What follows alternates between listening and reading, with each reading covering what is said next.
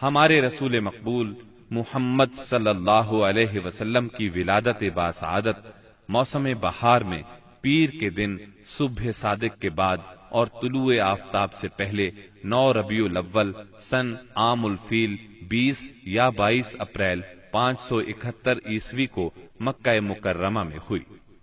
پیر کا دن آپ کی مبارک زندگی میں بڑی اہمیت کا حامل ہے۔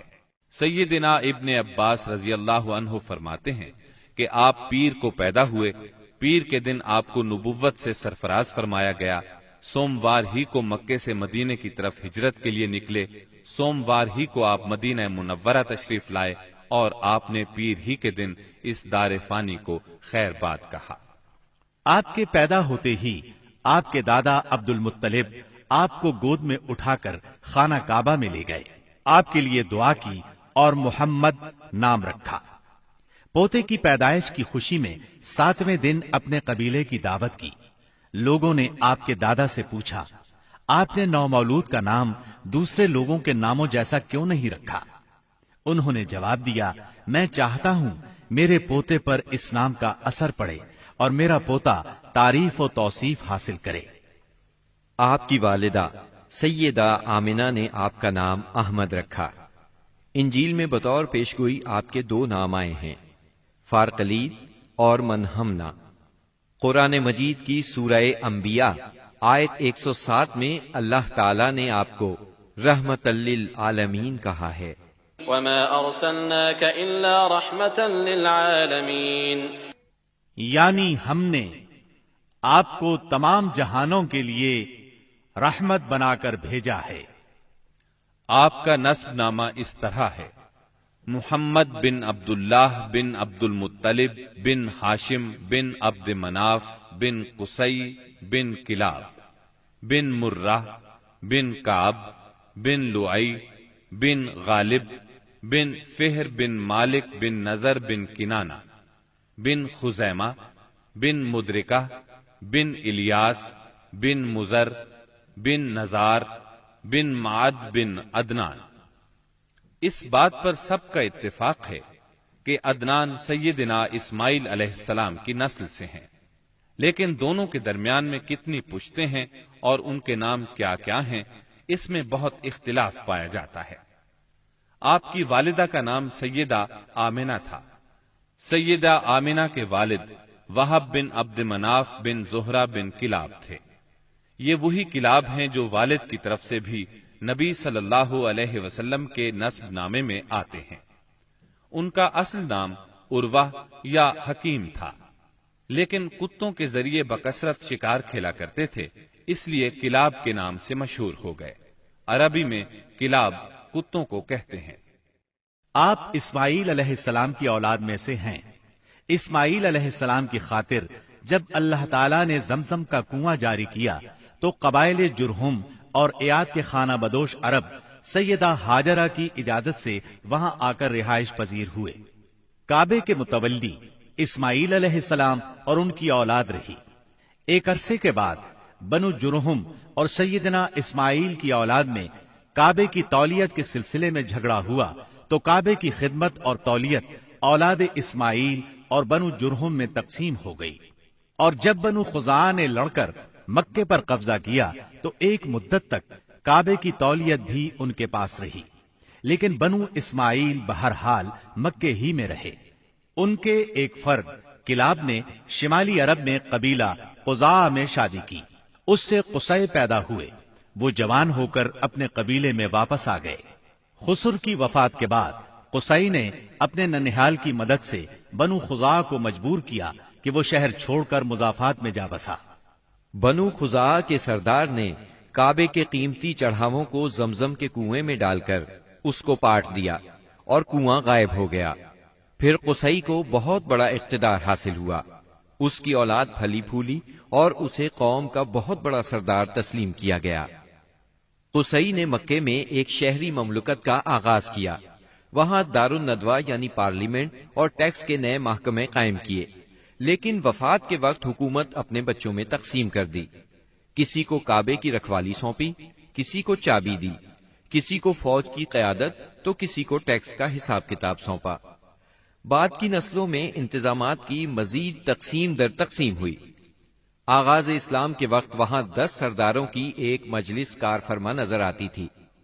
قصی کے 4 بیٹے تھے، ان میں عبد مناف بڑے نامور اور صاحب عزت ہوئے۔ عبد مناف کے بھی 4 بیٹے تھے، ان میں ہاشم شہرت میں سبقت لے گئے۔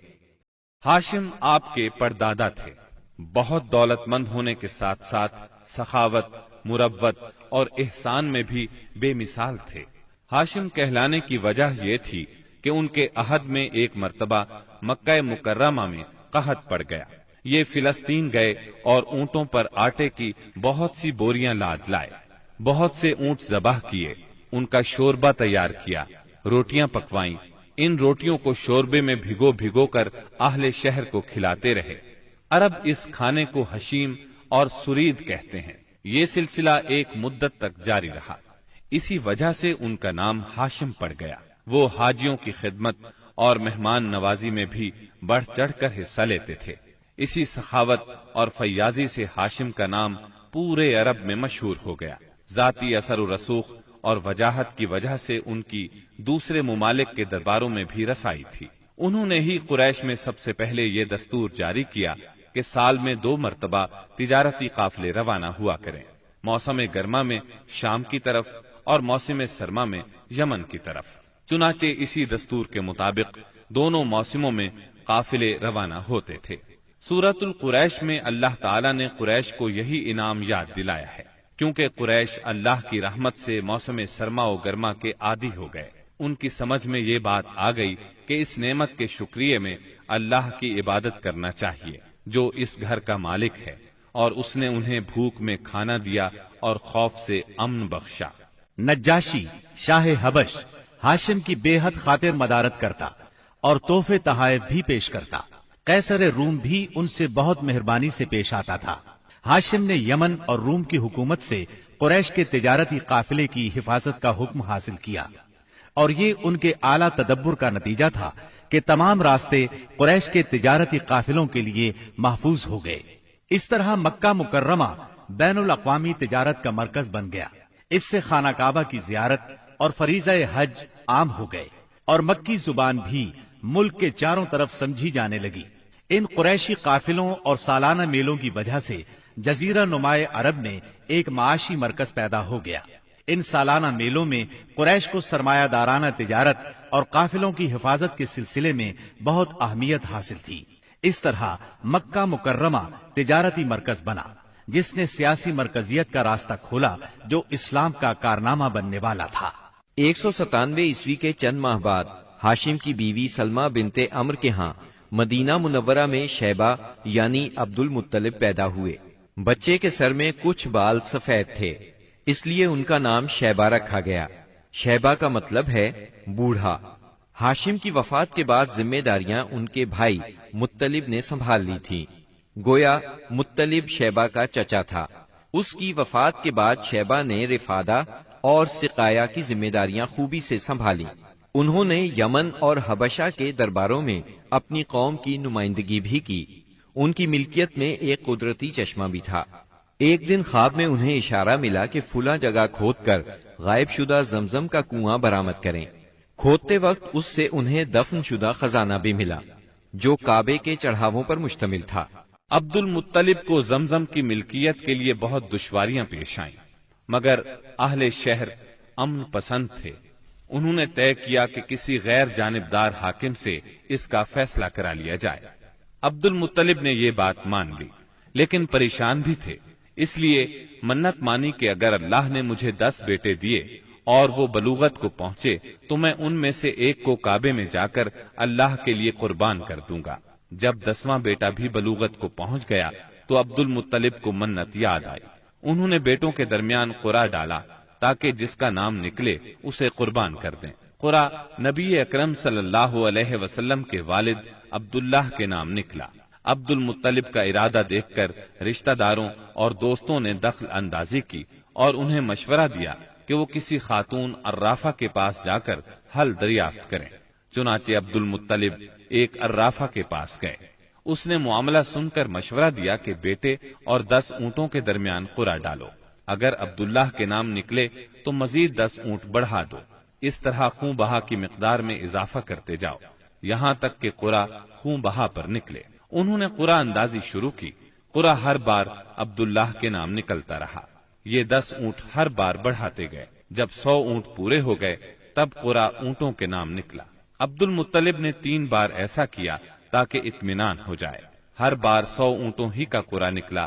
اب انہیں اطمینان ہو گیا کہ یہی اللہ کو منظور ہے۔ واقعہ فیل کے 50-55 دن بعد عبد المطلب کعبے کا طواف کر رہے تھے کہ انہیں پوتے کی ولادت کی خوشخبری ملی۔ 75 سالہ دادا بہت خوش ہوئے۔ نبی کریم صلی اللہ علیہ وسلم ان کے پیارے فرزند جناب عبداللہ کی یادگار تھے، جن کی زندگی 100 اونٹوں کی قربانی دے کر بچائی گئی تھی، لیکن پھر اچانک وہ فوت ہو گئے۔ ان کی وفات سے بوڑھے باپ کو جو صدمہ پہنچا تھا، پوتے کی ولادت سے ایک حد تک وہ کم ہو گیا۔ عبداللہ کی والدہ یعنی نبی صلی اللہ علیہ وسلم کی دادی کا نام فاطمہ بنت عمر تھا۔ عبداللہ کے 2 سگے بھائی زبیر اور ابو طالب تھے۔ بی بی آمنہ سے نکاح کے بعد عبداللہ نے رواج کے مطابق 3 دن تک سسرال میں قیام کیا۔ اس کے بعد تجارت کی غرض سے شام چلے گئے۔ واپسی پر یثرب یعنی مدینہ منورہ میں ٹھہرے تاکہ اپنے والد کے حکم کے مطابق کھجوروں کا سودا کریں۔ مدینہ منورہ ہی میں قیام کے دوران وہ بیمار ہو گئے۔ آپ کی بیماری کی خبر مکہ پہنچی تو عبد المطلب نے فوراً اپنے بڑے بیٹے حارث کو عبداللہ کی خبر گیری کے لیے مدینہ روانہ کیا۔ حارث مدینہ پہنچے تو معلوم ہوا 1 ماہ بیمار رہنے کے بعد عبداللہ انتقال کر گئے ہیں۔ انتقال کے وقت انہوں نے 5 اونٹ، چند بکریاں اور 1 باندی چھوڑی، جس کی کنیت ام ایمن اور نام برکت تھا۔ عبداللہ کا انتقال اپنے پیغمبر بیٹے کی ولادت سے چند ماہ پہلے ہی ہو گیا تھا۔ گویا آپ صلی اللہ علیہ وسلم شکم مادر ہی میں یتیم ہو گئے تھے۔ آپ کی والدہ سیدہ آمنہ طہارت نفس، شرافت، عزت، عفت، عصمت اور پاک بازی میں بے مثال تھی۔ اپنی قوم میں سیدۃ النساء کے لقب سے مشہور تھیں۔